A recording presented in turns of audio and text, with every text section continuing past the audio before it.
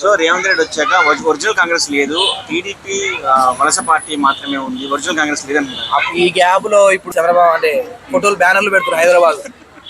ఇంక ఈ 2 years లో చంద్రబాబు నాయుడు కొద్దిగా ఇటు లాగండి, ఈ మన రాజకీయాల్లో కొద్దిగా లాగండి, ఇది చూపించి మళ్ళీ టీఆర్ఎస్ అధికారంలోకి వస్తుంది చూడండి. మళ్ళీ చంద్రబాబు నాయుడు తీసుకొస్తారు, మళ్ళీ రెండింటిని కలుపుతారు అని చెప్పేసి మళ్ళీ అధికారంలోకి వస్తుంది.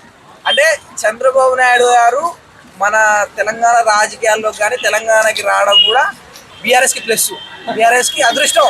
ఎందుకంటే ఈయన చూపించి అరే వీళ్ళిద్దరు దొంగలే అని చెప్పి ఆయన నిరూపిస్తాడు ఆయన.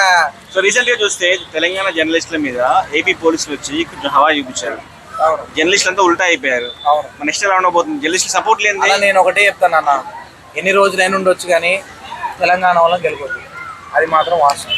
ఎందుకంటే అంటే ఒక టైంలో ఏమనుకుంటారంటే అంటే అంటే ఆంధ్ర ప్రజల మనస్తత్వం ఏంటంటే ఫ్యామిలీ, పిల్లలు, మనందరం అని గెలుపుకుంటారేమో. వీళ్ళు కట్టరు, ఫ్యామిలీ లేదేం లేదని చెప్పి ఊర్లలోంచి వచ్చే టైపు.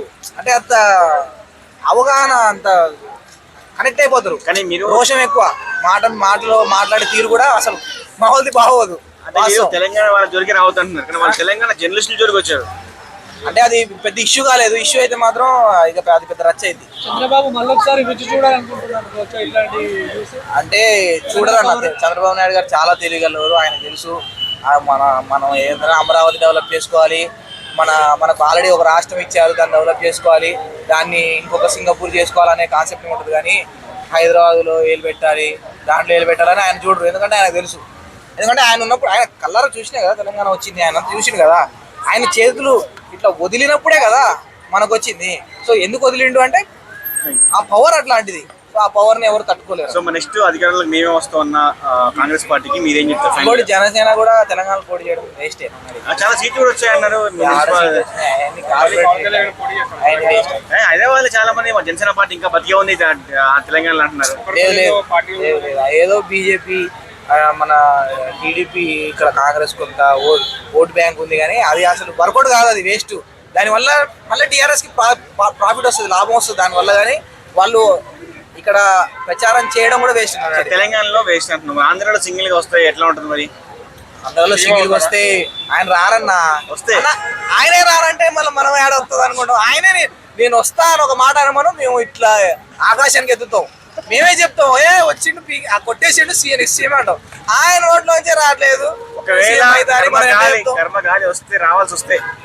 అన్న చంద్రబాబు నాయుడు గారు ముగ్గురు కొడుకులు, ఎన్టీఆర్ ముగ్గురు కొడుకులు, సొంత కొడుకులే రానియకుండా ఆయన వచ్చిండు. వేరే వాళ్ళు రాయిస్తారా అన్న? ఇప్పుడు కాదు. చంద్రబాబు నాయుడు గారు కుర్చీలో ఇంకొక 20 సంవత్సరాలు వచ్చి కుర్చీలో పడిపోయినా కళ్ళు తెరుస్తున్నా కూడా రానియాడు. కళ్ళు ఇట్లా తెరుస్తున్నాయి అనుకో రానియాడు. ఎప్పుడైతే కలుపు అప్పుడు వస్తుంది.